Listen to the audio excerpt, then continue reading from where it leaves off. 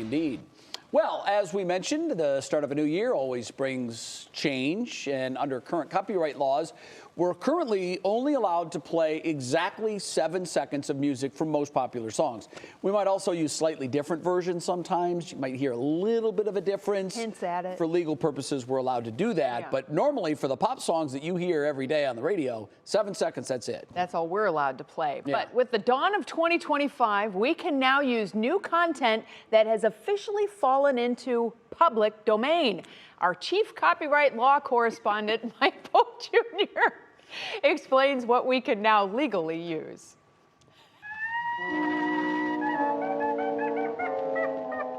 Happy New Year, everyone. To celebrate ringing in 2025, I'm going to show a clip of Disney's The Skeleton Dance while belting out Singin' in the Rain while George Gershwin's recording of Rhapsody in Blue plays underneath. You see, I can do all that without paying a cent to anyone because as of January 1st, all those things became public domain in the United States. When works go into the public domain, they can be legally shared without permission or fee.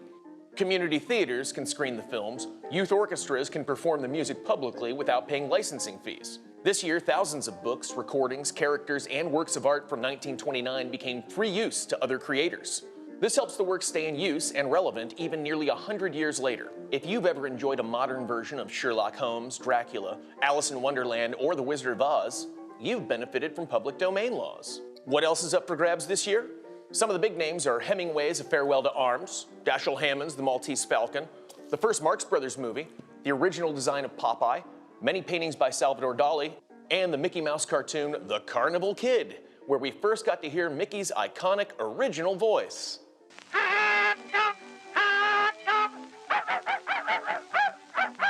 Oof. We were supposed to get these works as public domain back in 1985. That's when copyright extended for 56 years, but lawmakers pushed the date to 2005, making copyright 75 years. Then, when 2005 rolled around, lawmakers delayed the date again to 95 years.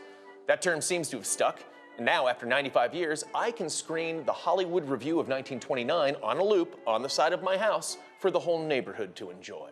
Now, of course, this being legal precedent, it also means there are lots of complications and details, such as Singin' in the Rain as a musical composition is fair use, but not recordings of the song.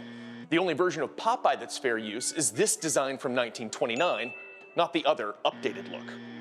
This begs the question, with what we watch and listen to now being rehashes of properties that have been around for 40 or 50 years, will copyright law hit the pause button again in the future?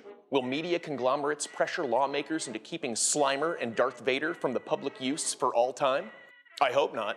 Letting new voices take a crack at breathing new life into old art can revitalize it and make something that people enjoyed long ago relevant and seen again. And I feel that's something to celebrate.